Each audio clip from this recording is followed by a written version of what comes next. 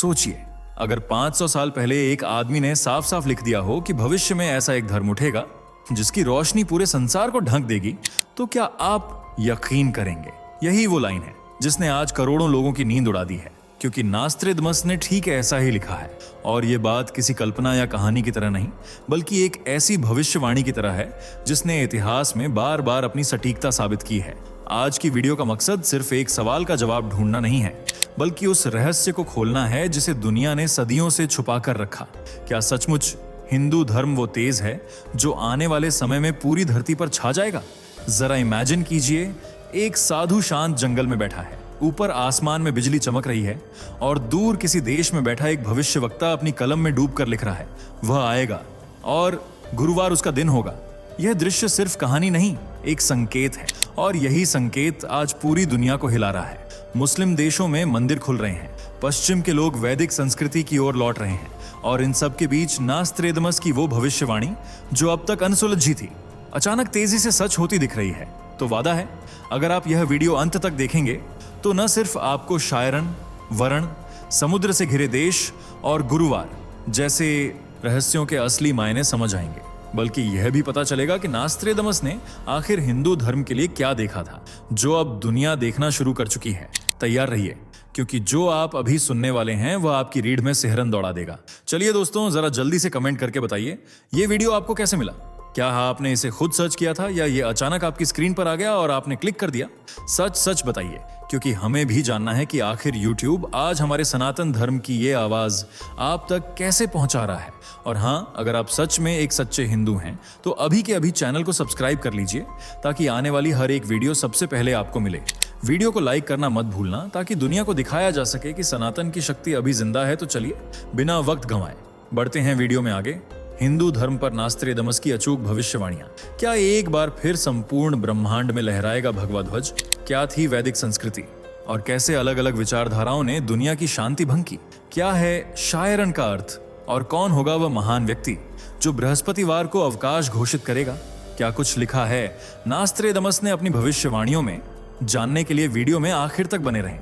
दोस्तों, सनातन का अर्थ है शाश्वत, मतलब सदा रहने वाला, जिसका न आदि हो न अंत। खुदाई और प्राचीन शिलालेख भी इस बात की गवाही देते हैं कि दुनिया के तमाम धर्मों की जड़ें कहीं न कहीं सनातन से जाकर मिलती हैं। पर बावजूद इसके, धर्मों की जंग आज इंसान पर भारी पड़ रही है। एक धर्म दूसरे को मिटाने के लिए किस हद तक जाने को तैयार है, यह हम और आप देख रहे हैं। पर कहते हैं ना, सत्य को प्रमाण कैसा? सनातन, जो हिंदुस्तान के कण कण में बसा है, जिसे हिंदू धर्म भी कहते हैं, इसे मिटाने के लिए हजारों सालों से चालें चली जा रही हैं, आक्रमण हो रहे हैं, मंदिर मूर्तियों को तहस नहस किया जा रहा है, हिंदुत्व के अमूल्य ज्ञान को चोरी किया जा रहा है। पर फिर भी हिंदू धर्म फैल रहा है और आगे भी इसके विस्तार की सीमा पूरी दुनिया तक फैलेगी।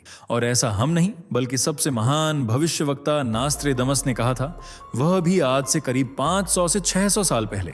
वो कहते हैं ना, हीरे की चमक जौहरी ही कर सकता है। नास्त्रेदमस वही जौहरी थे जिन्होंने सनातन रूपी हीरे की चमक को महसूस किया और ये समझा कि आने वाला युग इसी का होगा।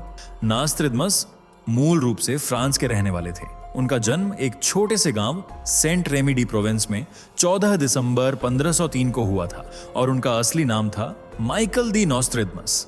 वो वैसे तो चिकित्सक, कवि और ज्योतिषी थे, लेकिन उनके पास एक अद्भुत ज्ञान था जिसके बलबूते वे आने वाले भविष्य की तस्वीर भी देख लिया करते थे।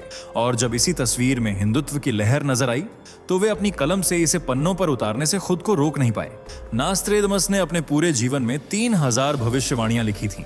उनकी पुस्तक का नाम लेस प्रोफेट्स है और पिछले 50 वर्षों में इस किताब की लगभग 800 भविष्यवाणियां सच की कसौटी पर खरी उतरी हैं। उन्होंने 12 सेंचुरीज यानी 1200 चतुष्पदियां या चौपाइयां लिखी थीं, जिनमें से हमारे पास 955 उपलब्ध हैं, जिनमें 3797 वर्ष तक की भविष्यवाणियों में देश और दुनिया की बातें लिखी हुई हैं, जबकि कुछ सीधा भारत और हिंदू धर्म से कनेक्ट करती हैं। जैसे, निष्कासित स्त्री फिर सत्तारूढ़ होगी, उसके बैरी उसके विरुद्ध षड्यंत्र करेंगे, 3 वर्षों के अपने यादगार कार्यकाल के बाद 70 की आयु के लगभग उसकी मृत्यु होगी। यह भविष्यवाणी देश की पहली और पूर्व महिला प्राइम मिनिस्टर इंदिरा गांधी पर आधारित है। 1977 के आम चुनाव में इमरजेंसी की हार के बाद जनता पार्टी की सरकार बनी थी, लेकिन 1980 में वे वापस सत्ता में आईं और प्रधानमंत्री बनी। पर सिर्फ 67 वर्ष की उम्र में अक्टूबर 1984 को साजिशकर्ताओं ने उनकी जान ले ली। इस तरह नास्त्रेदमस की भविष्यवाणी सच साबित हुई। इसी तरह उन्होंने लिखा था, एक नेता अपने देश से दूर किसी पनडुब्बी में छिपकर जाएगा और अलग भाषा व संस्कारों वाले लोगों की मदद से अपने देश के हजारों लोगों को रास्ता दिखाएगा। वह एक युद्ध में भाग लेगा जिसमें बहुत से मारे जाएंगे। इसे विद्वान सुभाष चंद्र बोस के साथ जोड़कर देखते हैं। उन्होंने ही अपने देश से दूर जापान और जर्मनी में जाकर वहां के शासकों की मदद से भारत को आजाद कराने का सपना देखा था। इसके लिए उन्होंने अपनी एक फौज भी बनाई जिसे आजाद हिंद फौज नाम दिया गया। जापानी सैनिकों के साथ वे रंगून से होते हुए जमीनी मार्ग से 18 मार्च 1944 को कोहिमा और इम्फाल के मैदानी क्षेत्रों में पहुंच गए। उन्होंने लगभग भारत को अंग्रेजों से आजाद कराने की पूरी प्लानिंग कर ही ली थी, लेकिन ऐन मौके पर जापानी वायुसेना से मदद न मिलने की वजह से उन्हें हार का सामना करना पड़ा। ऐसी न जाने कितनी भविष्यवाणियां हैं जो सच साबित हुई हैं, इसलिए नास्त्रेदमस को सबसे बड़ा भविष्यवक्ता माना जाता है। और यही कारण है कि सनातन धर्म की आने वाले समय में क्या रूपरेखा होगी, इसको सनातनी भाई नास्त्रेदमस की नजर से देख रहे हैं, जिन्होंने सालों पहले ही लिख दिया था, 3 ओर से घिरे समुद्र में वह जन्म लेगा जो बृहस्पतिवार को अपना अवकाश दिवस घोषित करेगा। उसकी प्रशंसा और प्रसिद्धि, सत्ता और शक्ति बढ़ती जाएगी और भूमि व समुद्र में उसके जैसा शक्तिशाली कोई ना होगा। 3 ओर से समुद्र से घिरा देश भारत ही है और भारत में गुरुवार एक ऐसा दिन है जिसे सभी धर्मों के लोग समान रूप से मानते हैं। इससे पहले भी राम, कृष्ण, बुद्ध, महावीर और चाणक्य जैसे महापुरुषों ने भारत की धरती पर जन्म लिया है। तो हो सकता है नास्त्रेदमस ने जिस महापुरुष का जिक्र किया है वह भी कोई ऐसा ही शक्तिशाली और दिव्य पुरुष हो। शायद कल की भगवान, जिन्हें भगवान विष्णु का आखिरी और अंतिम अवतार माना जाता है, और मान्यता है कि कलयुग में जब अधर्म अपने चरम पर होगा तब वे अवतार लेंगे और धर्म की स्थापना करेंगे। भगवान कल्कि को सनातन धर्म में पूजा भी जाता है और उन्हें सबसे शक्तिशाली देव माना जाता है, राम, कृष्ण और हनुमान जी से भी ज्यादा शक्तिशाली। नास्त्रेदमस की अगली भविष्यवाणी कुछ इस तरह है, 5 नदियों के प्रख्यात द्वीप राष्ट्र में एक महान राजनेता का उदय होगा। इस राजनेता का नाम वरण या शरण होगा। वह एक शत्रु के उन्माद को हवा के जरिए समाप्त करेगा और इस कार्यवाही में 6 लोग मारे जाएंगे। यूं तो भारत में अनेकों नदियां हैं, गंगा, यमुना, सरस्वती, गोदावरी, नर्मदा, कावेरी, ब्रह्मपुत्र और बहुत सी, लेकिन जब भी 5 नदियों के संगम की बात उठती है तो पंजाब को याद किया जाता है। ये एक ऐसा क्षेत्र है जिसे 5 नदियों की भूमि या 5 नदियों का द्वीप भी कहते हैं, क्योंकि यहाँ सतलुज, ब्यास, रावी, चिनाब और झेलम बहती हैं। पंजाब का नाम भी इन्हीं नदियों के आधार पर रखा गया है, जबकि इसे पूर्व में पंचंद प्रदेश कहा जाता था, मतलब 5 नदियों का प्रदेश। तो हो सकता है जिस महान पुरुष या राजनेता की बात नास्त्रेदमस कर रहे हैं उसका जन्म पंजाब में हो। पंजाब के इतिहास को देखें तो इसमें कई महान विभूतियां छुपी बैठी हैं। गुरु नानक देव जी, गुरु तेग बहादुर जी, गुरु गोविंद सिंह जी, ऐसी तमाम महान शख्सियतें हैं जो पंजाब की धरती पर जन्मी थीं। उन्होंने आगे लिखा, शीघ्र ही पूरी दुनिया का मुखिया महान शायरन होगा जिसे पहले सभी प्यार करेंगे और बाद में वह भयंकर व भयभीत करने वाला होगा। इस भविष्यवाणी से इतना स्पष्ट होता है कि जिस महापुरुष की बातें हो रही हैं उसका नाम शज से शुरू होगा। हालांकि शायरन थोड़ा अजीब है और इसे अभी तक डिकोड नहीं किया गया है, लेकिन हाँ, इससे मिलते जुलते शरण या वरण जैसे नाम जरूर इंडिया में ही होते हैं। उनकी सबसे ज्यादा चर्चित प्रिडिक्शन की बात करें तो उसमें वह लिखते हैं, सागरों के नाम वाला धर्म चांद पर निर्भर रहने वालों के मुकाबले तेजी से पनपेगा और उसे भयभीत कर देंगे ए से घायल 2 लोग। यहां आपको बता दें कि चांद पर आधारित जिस धर्म की बात हो रही है वह इस्लाम हो सकता है, क्योंकि दुनिया में एकमात्र इस्लाम ही है जिसे टोटली चांद पर बेस्ड रखा गया है। वहीं सागरों के नाम वाले धर्म की बात करें तो यह है हिंदू, जिसका नाम हिंद महासागर पर रखा गया है और यह दुनिया का इकलौता धर्म है जिसे किसी सागर के नाम से नाम मिला है। और इन पंक्तियों के जरिए वे कहना चाह रहे हैं कि भविष्य में सिर्फ एक ही धर्म की ध्वजा लहराएगी और वह होगा हिंदू धर्म, जो चांद पर निर्भर रहने वालों के मुकाबले तेजी से फैलेगा। और देखा जाए तो इस भविष्यवाणी के सच होने की शुरुआत भी हो चुकी है। आज इस्कॉन, ब्रह्मा कुमारीज के जैसी संस्थाओं के जरिए सनातन धर्म मुस्लिम कंट्रीज में भी पहुंच चुका है। दुबई, यूएई में मंदिर बन रहे हैं और अमेरिका, ऑस्ट्रेलिया में लोग सनातन धर्म अपना रहे हैं। हर ओर बस एक ही हवा है, हिंदुत्व की। लाल के खिलाफ एकजुट होंगे लोग, लेकिन साजिश और धोखे को नाकाम कर दिया जाएगा। धर्म बांटेगा लोगों को, काले और सफेद तथा दोनों के बीच लाल और पीले अपने अपने अधिकारों के लिए भिड़ेंगे।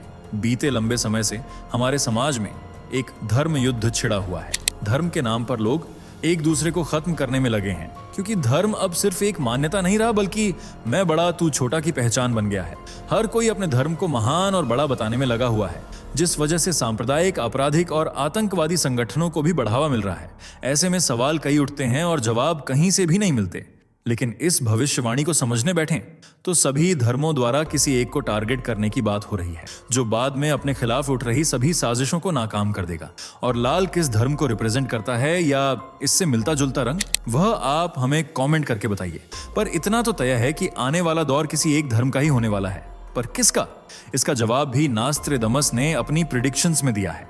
वह लिखते हैं, सांप्रदायिकता और शत्रुता के एक लंबे दौर के बाद सभी धर्म तथा जातियां एक ही विचारधारा को मानने लगेंगी। अब आप जरा फ्लैशबैक में जाइए, जब वैदिक ज्ञान पूरी दुनिया में फैला था। वर्तमान काल कलयुग की शुरुआत 3102 BC में मानी जाती है, जबकि इससे पहले त्रेता युग, द्वापर युग, सतयुग, ये सभी हिंदू धर्म को रिप्रेजेंट करते हैं। और इसके लिए वेद, श्रीमद् भागवत पुराण, महाभारत, ऐसे तमाम ग्रंथ हैं जिनके बारे में विज्ञान भी कह चुका है कि ये आज से हजारों साल पुराने हैं। वेदों की रचना आज से करीब 1500 से 2000 ईसा पूर्व पहले हुई थी। इसका मतलब यह है कि आज से ज्यादा न भी जाए, तब भी 4 से 5000 साल पहले सिर्फ वैदिक संस्कृति ही हुआ करती थी। इनफैक्ट 7 से 9000 साल पहले भी, क्योंकि सरस्वती नदी सभ्यता जो करीब 8 से 9000 साल पुरानी है, उसमें भी वैदिक जीवन शैली के कई साक्ष्य मिलते हैं। तब न तो ईसाई धर्म था, न इस्लाम, न जैन, न बौद्ध। लोगों की एक ही पहचान थी, वैदिक संस्कृति, जिसे वे अपना धर्म और पहचान सब कुछ मानते थे। तब मूर्तियां भी नहीं होती थीं, बल्कि लोग प्रकृति को ही पूजते थे। यज्ञ होते थे और अग्नि को देवताओं का दूत माना जाता था। हवन कुंड में आहुति देकर देवताओं से संवाद होता था। इसे पूजा का सबसे बड़ा जरिया मानते थे।